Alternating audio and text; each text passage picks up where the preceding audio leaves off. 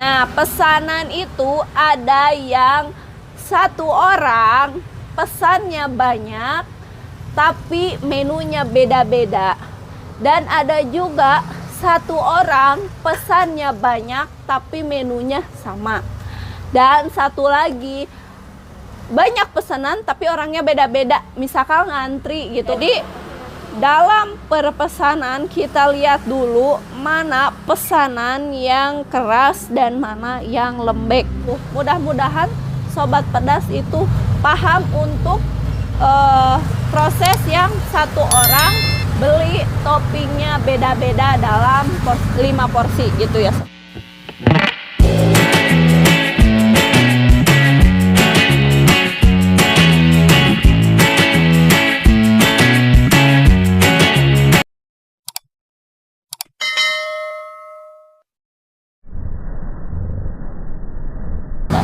Nah, bagaimana sih kalau untuk tipe yang kedua, yaitu satu orang dengan menu yang sama.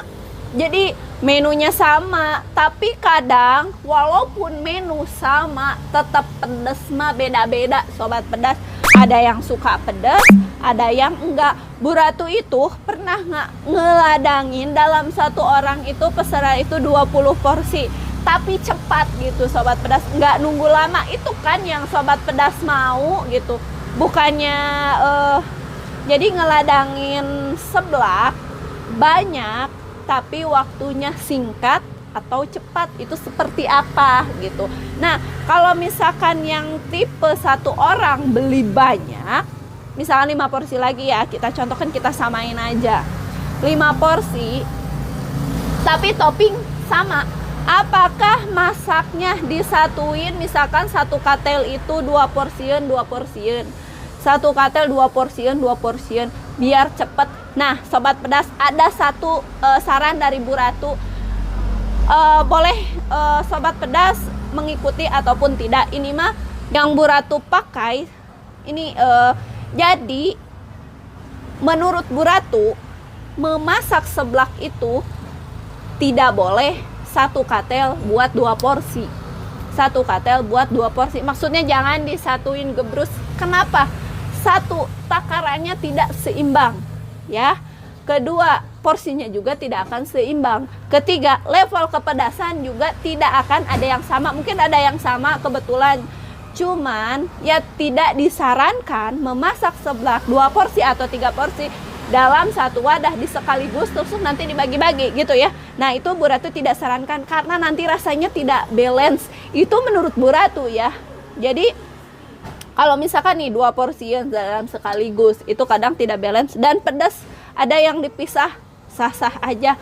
Cuman pedas atau sambal sobat pedas itu kalau misalkan dimasak sama dituangin setelah seblak matang, itu rasanya beda sobat pedas. Kenapa?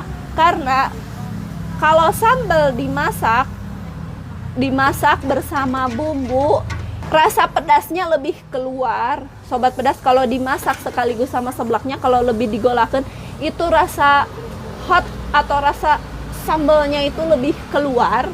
Beda sama yang setelah kita masak seblak jadi terus sambal dituangin, itu beda rasanya.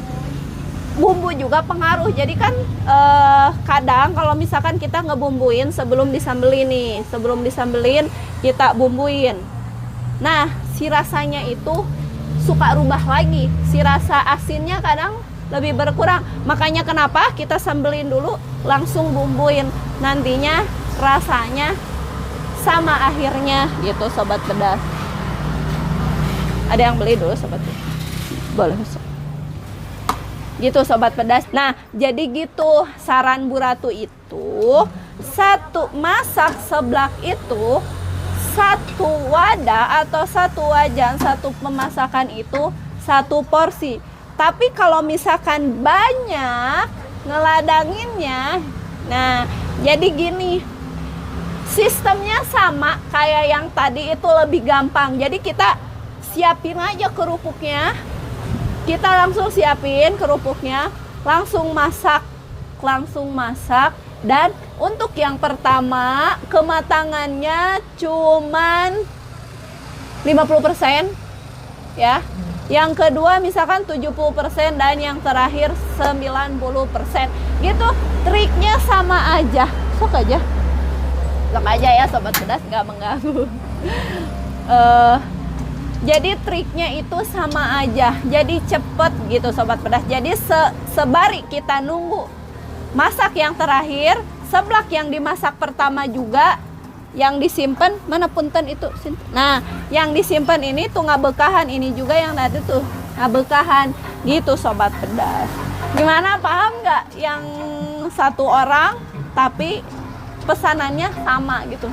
Prosesnya sama aja kayak yang tadi sih sebenarnya, cuman menunya aja sama. Triknya nggak boleh di satu katel di 2 porsikan gitu. Nah, gimana yang terakhir nih? Misalkan banyak orang yang ngantri, pesanannya otomatis beda-beda, pesanan beda-beda, orangnya beda-beda, pengen cepat gimana. Nah, kalau misalkan begini, itu beda lagi triknya sama yang pertama. Jadi kita harus tetap mengadakan sistem antri. Kita kasih list, kita juga selalu sediakan list catatan buku ya. Kita sediakan pulpen, mana buku? Oh, jadi kita sediakan kertas untuk mencatat setiap pesanan. Jadi kita tinggal masak.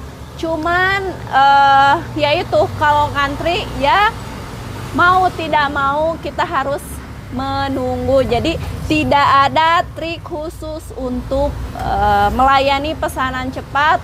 Untuk pesanan banyak orang beda-beda gitu. Jadi ngantri kalau pesanan antrian gitu. Kalau pesanan antrian tetap dimasaknya harus satu persatu.